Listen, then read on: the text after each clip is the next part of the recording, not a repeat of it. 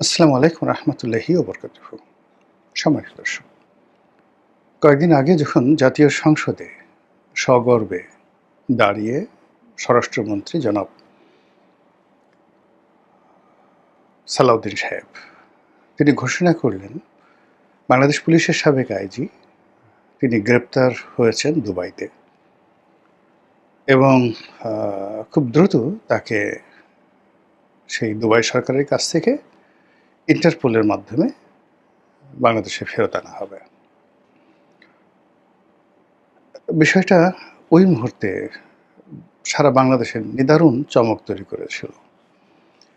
অবস্থা দৃষ্টে মনে হচ্ছিল যে বাংলাদেশ একটা নতুন এরার মধ্যে ঢুকে গেল, নতুন একটা যুগে ঢুকে গেল। সংযুক্ত আরব আমিরাতের মতো একটি শক্তিশালী রাষ্ট্রে ইন্টারপোলের মাধ্যমে বাংলাদেশ পুলিশের প্রমিথিউস বলে খ্যাত এ যাবৎকালে পুলিশের সবচেয়ে সুদর্শন, সবচেয়ে চৌকুশ, সবচেয়ে ধড়িবাজ, সবচেয়ে ধান্দাবাজ, সবচেয়ে মানে মাস্টার ফর অল আর বললাম না। তো যে বেনজির অত ভালো ছাত্র ছিলেন না, বিএ পাশ করে ঢাকা বিশ্ববিদ্যালয়ের পাস কোর্সের পরে মাস্টার্সে ভর্তি হয়েছেন। তারপর পুলিশে ঠিক ওইরকম আহামরি ভালো রেজাল্টও তার না, তার ব্যাচে তিনি ফার্স্ট সেকেন্ড থার্ড হয়েছেন এরকম কোনো নজির নেই। এরকম একজন মধ্যম মানের পুলিশ কর্মকর্তা, অথচ তিনি তার কর্মজীবনে যে গ্র্যান্ড ভিক্টরিগুলো করেছেন দেশে দেশের বাইরে, তিনি জাতিসংঘে দীর্ঘদিন কাজ করেছেন, ইন্টারপোলের সাথে কাজ করেছেন, শান্তি রক্ষী মিশনের সাথে কাজ করেছেন এবং বড় বড় পদে, যেখানে বাংলাদেশের খুব অল্প সংখ্যক কর্মকর্তা এরকম বড় পদে কাজ করেছেন। তারপর শেখ হাসিনার জামানাতে এসে রীতিমতো সোনার পাথর বাটি বা জাদুর কাঠি হাতে নিয়ে তিনি তার প্রথম যে শুরুটি সেটা হলো ডিআইজি অ্যাডমিন, পুলিশ হেডকোয়ার্টার। মানে ডিআইজিদের মধ্যে এর চাইতে বড় কোনো পদ আর নেই। এরপর ডিআইজি এডিশনাল আইজি অ্যাডমিন, এরপর ঢাকা মেট্রোপলিটন পুলিশ কমিশনার দীর্ঘদিন, তারপর ডিজি র্যাব, তারপর আইজি। আমার কাছে মনে হয় না যে বাংলাদেশের পুলিশের ইতিহাসে এতগুলো সৌভাগ্য, এতগুলো পদ, এতগুলো পদবি নির্বিঘ্নে, নির্ভাবনায়, নিশ্চিন্তে কোনো পুলিশ কর্মকর্তা ভোগ করেছেন এরকম কেউ নেই। শুধু তিনি পদপদবি ভোগ করেনি, তার সঙ্গে সঙ্গে বাংলাদেশের সেই মিডিয়া জগৎ বলেন, মানে মডেল জগৎ বলেন, যে সকল আলোচিত নায়িকা, গায়িকা, সুন্দরী, রমণী, ঘরে বাইরে, মানে চারিদিকে মৌ মৌ তার রূপ, মানে বেনজির রূপ, রস, লাবণ্য, গন্ধে মুগ্ধ হয়ে পঙ্গপালের মতো নারীরা তাকে সঙ্গ দিয়েছে এবং এটা নিয়ে কোনো সমস্যা তৈরি হয়নি। এক প্রেমিক বলেনি আমাকে বিয়ে করো, আর এক প্রেমিকা বলেনি যে আমাকে এটা করো। তিনি অসাধারণভাবে সবাইকে ম্যানেজ করেছেন। তারপরে অর্থবিত্ত উপার্জন, মানে যে পরিমাণ আইজিদের থেকে তিনি টাকা পয়সা উপার্জন করেছেন দেশে দেশের বাইরে, সেই গরুর ব্যবসা, সাদেক অ্যাগ্রোর থেকে অভিজ্ঞতা নিয়ে আসে গরুর ব্যবসা, 5 স্টার হোটেলের ব্যবসা, নিজের রিসোর্টের ব্যবসা, দেশের বাইরে স্বর্ণের ব্যবসা থেকে শুরু করে এমন কোনো কাজ নেই না করেছেন। আইজি হিসেবে তিনি ঢাকাতে যে বাড়ি করেছেন, যে ফ্ল্যাট করেছেন, তার যে গাড়ি বাড়ি, পোশাক আশাক, লোকজন মিলিয়ে মানে এক অনন্য, মানে এরকম কোনো সেনাপ্রধান, কোনো পুলিশ প্রধান, কোনো মন্ত্রী, কোনো এমপি, কোনো প্রধানমন্ত্রী, মানে ওনার একটা কেনি আঙুলের সমান, কেনি মানে আমরা যেটাকে বলি কনিষ্ঠ আঙ্গুল, এই আঙ্গুলের সমানও সফলতা দেখাতে পারেনি। তো কাজেই এরকম একজন মানুষ যার সারা দুনিয়া পরিচিত, কতগুলো যে পাসপোর্ট আছে একমাত্র আল্লাহ জানে। তো সেই মানুষটি দুবাইতে ধরা পড়বেন, আর আমাদের স্বরাষ্ট্রমন্ত্রী যদি বেনজির সাহেবের তুলনায় চিন্তা করেন, স্বরাষ্ট্রমন্ত্রী তার কর্মজীবনে তিনি এপিএ ছিলেন বিসিএস হয়ে, তারপরে প্রধানমন্ত্রী এপিএ ছিলেন, তারপরে যোগাযোগ প্রতিমন্ত্রী ছিলেন, ভালো কথা। কিন্তু বেনজির সাহেবের মতো তার কোনো ধারাবাহিকতা নেই। বরং বেনজির সাহেব যখন ক্ষমতার কেন্দ্রে, তখন তাকে অর্থাৎ স্বরাষ্ট্রমন্ত্রীকে চ্যাং দুলা করে পুলিশ বা র্যাব ধরে নিয়েছে। তারপরে তাকে আয়নাঘরে আটকে রেখেছে। এই বেনজির সাহেব আয়নাঘরে আটকে রেখেছে। আয়নাঘরে রেখে তাকে মানে আদর করেছে না, যত্ন করেছে না, বাটাম দিয়েছে, সেটা তিনি ভালো বলতে পারবেন, আর বেনজির সাহেব ভালো বলতে পারবেন। তারপর তাকে পাগলের ইঞ্জেকশন দিয়ে চোখ মুখ বেঁধে তাকে ভারতে শিলংয়ে পাঠিয়ে দেওয়া হয়েছে, এবং সেখানে তিনি দীর্ঘদিন ছিলেন। এবং সেখানে মামলা মোকদ্দমা বিভিন্ন বিষয় দিয়ে ফেস করে, যদি শেখ হাসিনার পতন না হতো তিনি হয়তো আসতেও পারতেন না। তো কাজেই মানে যদি মানে যিনি বস যদি তার কর্মচারীর চাইতে দুর্বল হন, সব দিক থেকে তার সফলতা যদি ব্যর্থ হয়, তার হাতে বন্দুক থাকুক, কামান থাকুক, আর যত ক্ষমতা থাকুক, হবে না। তো এখন যদি গত ২০ বছরের ধারাবাহিক সফলতা ধরেন, তাহলে সেক্ষেত্রে আপনি বেনজিরের সফলতা হিমালয় পর্বতের মতো। আর সালাউদ্দিন সাহেবের যদি আপনি সফলতা ধরেন, তাহলে মানে হিমালয়ের নিচে ছোট্ট একটা শিলাখণ্ডের মতোই তিনি এখন আছেন। তো সেখানে তিনি তার মন্ত্রণালয়, তার পুলিশ বাহিনী ইন্টারপোলকে ব্যবহার করে দুবাইতে তাকে গ্রেপ্তার করে ফেলেছে এবং বাংলাদেশে নিয়ে আসবে।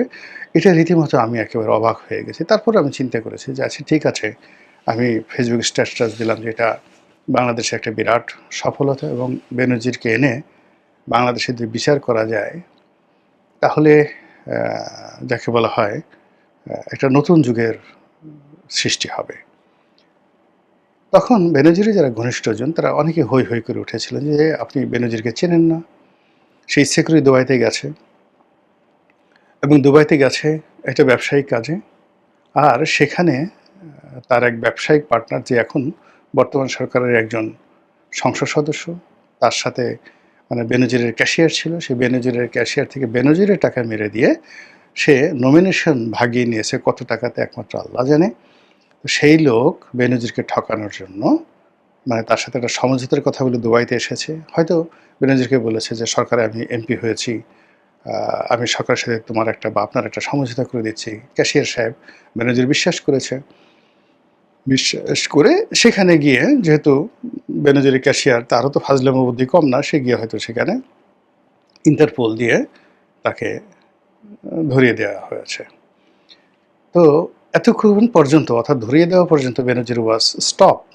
কিন্তু যখন ধরিয়েছে তখন বেনজির তার আসল রূপ দেখিয়েছে, তার কৌশল দেখিয়েছে। যেহেতু সে ইন্টারপোল হ্যান্ডেল করে আসছে, দুবাই হ্যান্ডেল করেছে, তার ক্যাশিয়ার তাকে মানে মাটির সঙ্গে মিশিয়ে দেবে, এটা হয় না। তিনি সেখানে কৌশল করেছেন, অবলম্বন করেছেন, এবং কৌশল অবলম্বন করে দুবাই কর্তৃপক্ষর যে নিয়মকানুন রয়েছে, সেই নিয়মকানুনের সুবিধা নিয়ে তিনি সেখানে জামিন নিয়েছেন, এবং এমনভাবে তিনি সেখানে আইনগত পদ্ধতি নিয়েছেন যেন বাংলাদেশ সরকার বা ইন্টারপোল কোনো অবস্থাতে তাকে এখানে পাঠাতে পারে না। ইন্টারপোলের নিয়মকানুন কী আছে, এটা আপনি আমি যারা আলোচনা করি তাদের চেয়ে ১,০০০ গুণ বেশি জনাব বেনজির, ডক্টর মোহাম্মদ বেনজির, তিনি ভালো বোঝেন। এর আগে এই ইন্টারপোলের মাধ্যমে বর্তমান ধর্মমন্ত্রী যিনি আছেন, মোফাজ্জল হোসেন কায়কোবাদ, তিনিও গ্রেপ্তার হয়েছিলেন দুবাইতে। কিন্তু দুবাই কর্তৃপক্ষ তাকে ছেড়ে দিয়েছিল, এবং তাকে দুবাই থেকে অন্য দেশে যাওয়ার অনুমতিও দিয়েছিল। বেনজির সাহেব এখানে যে কাজটি করেছেন, সেই কাজটি হলো তিনি এমনভাবে মানে ব্যবস্থা করেছেন, তার প্রাথমিক স্তর হলো তিনি দুবাইতে থাকতে পারবেন। এখন যেহেতু দুবাইতে তার মামলা চলছে, এই মামলা নিষ্পত্তি না হওয়া পর্যন্ত তিনি থাকতে পারবেন, এবং এই মামলা তিনি ইচ্ছা করলে ৫ বছর ১০ বছরও চালাতে পারেন, আবার ইচ্ছা করলে ৫ দিনও তিনি এটা ছেড়ে দিতে পারেন। এটা তার উপর নির্ভর করবে। আবার দুবাই এমন একটা রাষ্ট্র, এই রাষ্ট্র সবসময় বেনজিরদের মতো লোক সারা দুনিয়া থেকে তাদেরকে কালেক্ট করে, তাদের যে ফাইন্যান্স, এই ফাইন্যান্স দিয়ে মরুভূমির বুকে তারা স্বর্ণের প্রাসাদ, বুর্জ আর খলিফা তৈরি করে। এখানে একসময় ওই যে আরাফ খান নামে একজন বাংলাদেশি যুবক, তাকে নিয়ে খুব ট্রল হচ্ছিল, সবাই মনে করছিল তাকে এই বুঝি ধরে নিয়ে আসবে, কিন্তু আরাফ খানের একটা পশমও কিন্তু কেউ স্পর্শ করতে পারেনি। তা আরাফ খান যেখানে সেই জুলকারনায়ন সায়ের অনুসন্ধানী সাংবাদিক তার বাপ মা তুলে গালাগালি করে তুই তুকারি করে বাল ছাল বলে মোটামুটি তাকে শেষ করে দিয়েছে, তো আরাফ খানের যদি এই ক্ষমতা হয় দুবাইয়ের মতো জায়গাতে, সেখানে বেনজিরের অবস্থা কি হতে পারে বোঝার চেষ্টা করেন। এটা হলো দুবাই, সেখানে আইনের শাসন আছে, এটা হলো গরিব মানুষের জন্য, আমাদের লেবারের জন্য, বোকাচোদা যারা আছেন তাদের জন্য, বেকুব যারা রয়েছেন তাদের জন্য। কিন্তু বেনজিরের মতো স্মার্ট যারা লোকজন তারা জেলখানাতে বসে রাশিয়ান মডেলকে নিয়ে রাত কাটাতে পারে, ওই ব্যবস্থা সেখানে রয়েছে। জেলখানা থেকে বের হয়ে সে আজ লেবাননের মেয়ে, কাল বাংলাদেশের মেয়ে, পরশুদিন অমুক, বাংলাদেশ থেকে যারা যারা দুবাইতে যায় চামড়া ব্যবসার জন্য, এদের সবাইকে তিনি সেখানে নিয়ে ওখানে তার একটা বিলাস বহুল সেই যে ইয়োটে বসে তিনি, যাকে বলা হয় ওই আলু লিয়েলো, যে বিখ্যাত নানা পাটেকরের যে সিনেমা, ওইরকম দৃশ্য তিনি সেখানে চিত্রায়িত করতে পারেন। তো সেই কাজগুলোই সম্ভবত ঘটতে যাচ্ছে। আর মধ্য থেকে আমরা কি হলো, আমরা যারা ভেতো বাঙালি খুব সহজে হতাশ হয়ে যাই, আবার খুব সহজে আনন্দিত হয়ে যাই। তাদের মুখে এই বেনজির সাহেব সেই বাংলাদেশ থেকে চলে যাওয়ার পরও তিনি যেভাবে চপেটাঘাত দিলেন, এটা খুবই একটা খারাপ কাজ করেছেন। তিনি বাংলাদেশে যখন শেখ হাসিনার জামানাতেই তিনি বাংলাদেশ থেকে চলে গেলেন, শেখ হাসিনা তাকে প্রাণান্ত চেষ্টা করেছিল গ্রেপ্তার করার জন্য। তারপর এত বড় একজন স্বৈরাচার, এত তার ক্ষমতা, তিনি শত চেষ্টা করে বেনজিরকে ধরতে পারেনি, বেনজির একটা পশম স্পর্শ করতে পারেনি, একেবারে বুক ফুলিয়ে এয়ারপোর্ট দিয়ে তিনি চলে গেলেন, দেশের বাইরে চলে গেলেন, এবং দেশের বাইরে গিয়ে তিনি রাজার মতো সারা দুনিয়া ঘুরে বেড়ালেন। তো সেই আমলে শেখ হাসিনা যেটা পারেনি, এখন স্বরাষ্ট্রমন্ত্রী সেটা পারবেন বা অন্যান্য যে লোকজন পারবেন, আমরা অবাস্তব হলে আমরা বিশ্বাস করেছিলাম। কিন্তু একই হলো, এখন যে সমস্ত কথাবার্তা শুনছি, স্বরাষ্ট্রমন্ত্রী বলছে জামিন বাদ দেওয়ার জন্য আমরা লবিস্ট নিয়োগ করেছি, এই সমস্ত কথাবার্তা বোগাস, এগুলোতে কোনো লাভ হবে না। হ্যাঁ, আমরা তার চেয়ে বরং বেনজিরকে আল্লাহ রাস্তায় ছেড়ে দেই।